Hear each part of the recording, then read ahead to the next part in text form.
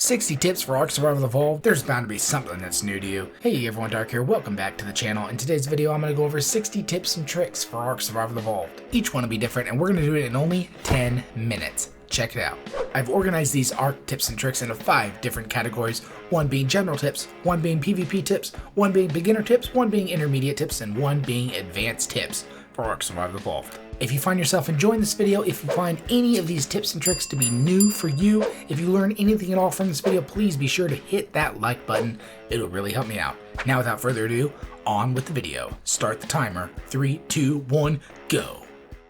Don't build bases in thatch. It's a waste of time. There are only 2 reasons to use thatch. Number 1 is use thatch foundations for quick smithy and mortal pestle access when you just need to place them down, because you do need a foundation to place a smithy and mortal pestle. The other reason is to ensure that your building you are planning to make can actually be built where you want to build it. So you lay out the thatch skeletal structure of it first. That way, if you have to redo any of the sections, you're only wasting a little bit of thatch. Learn to use bolas and get good with bolas.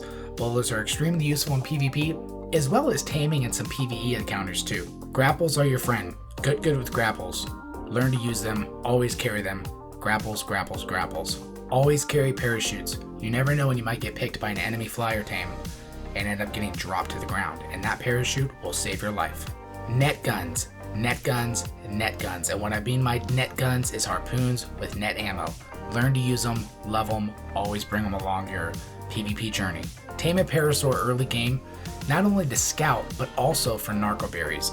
You can gather many more narco berries with the parasaur than you can by hand. For an added bonus, bola and club a low-level parasaur for a quick and easy tame without even needing to farm any narco berries or tranks before you actually get to tame that parasaur. Horses can be useful, especially in early game, and they are severely underrated.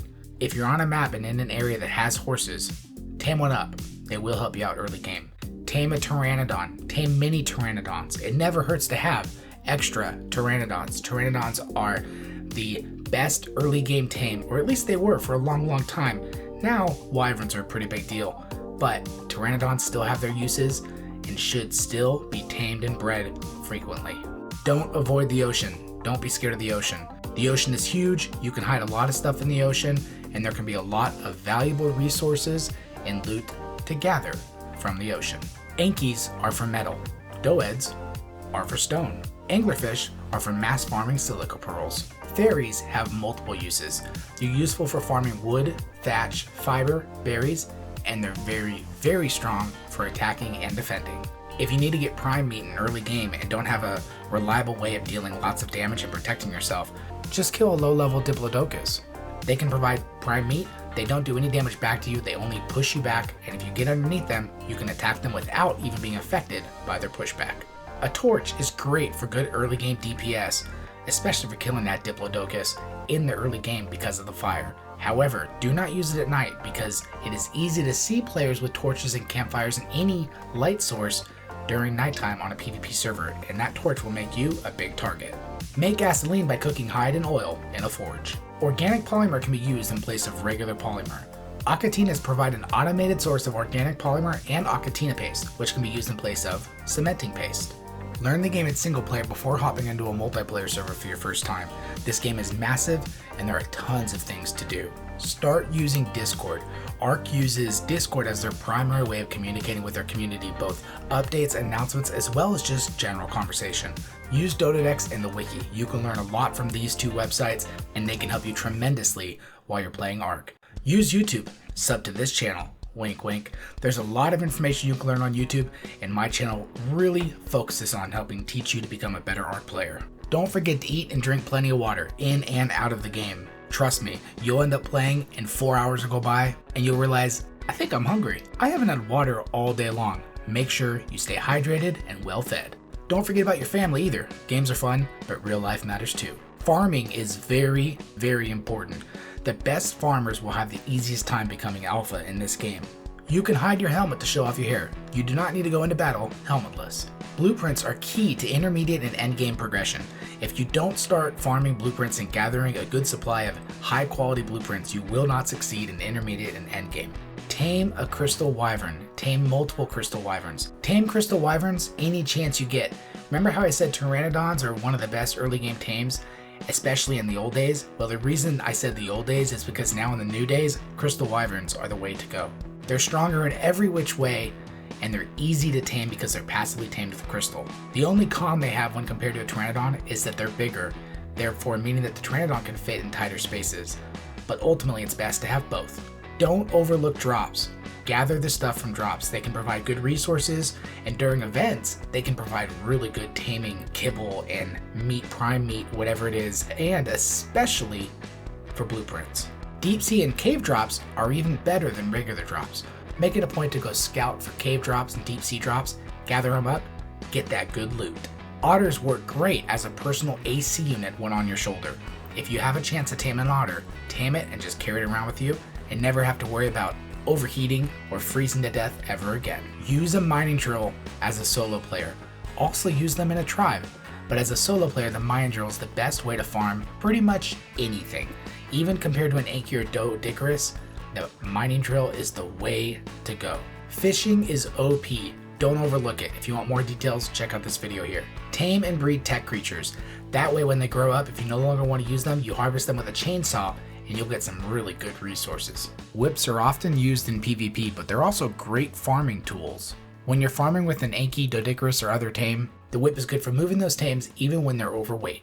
Once your main base is established on a server, build outposts on other servers and areas that you frequently visit. Tame and breed Procopticons. They're good for farming, traveling, and they provide breeding benefits as well. Cryopods can be bought from the Genesis store if you need a few and haven't farmed any materials yet. Scorched Earth will automatically cure swamp fever as soon as you spawn in.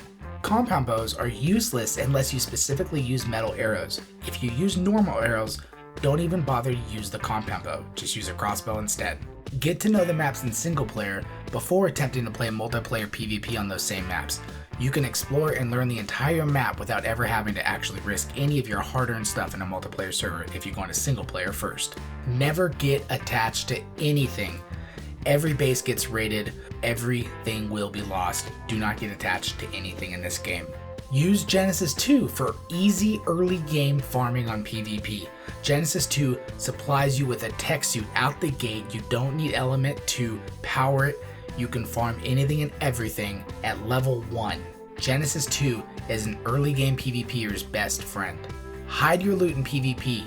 Keep stuff hidden, whether you're playing solo without a base and you have to keep everything hidden, or whether you're playing in an alpha tribe and you never know when somebody might decide to inside the tribe or when you end up getting raided. It always helps to have a healthy stash somewhere hidden that only you know about, so that when push comes to shove, you've got something you can rely on.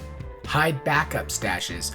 As an entire tribe or as a solo player with the base, keep backup stashes, keep multiple backup stashes, and that applies to second, third, and fourth blueprints of the same item but not as good of quality as your main. That applies to cryopods. It even applies to just simple, basic resources. Herlovias, basilisks, and reapers are useful for hiding loot since they can bury themselves.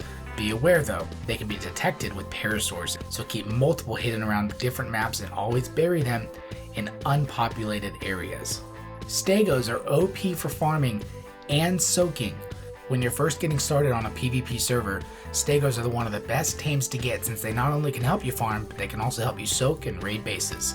Get good with the whip. Many PvP encounters include a player using a whip trying to disarm the other player, and it's very useful for you to also have a whip and disarm them back when push comes to shove.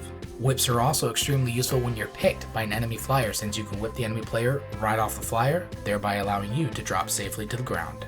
Always carry scuba and flippers. You never know when you might need to go for a quick swim or a quick getaway. Regularly scout your main server in PvP. Whether you're the alpha of the server or a hidden solo player on that server, make sure you scout regularly, keep tabs on who's building where, and know where the safe spots are and where the dangerous spots are too. Always use a parasaur when you're scouting so that you can detect hidden loot in bases while you're scouting. Generally speaking, the best soakers for raids are stegos, trikes, gas bags, rock golems, and turtles.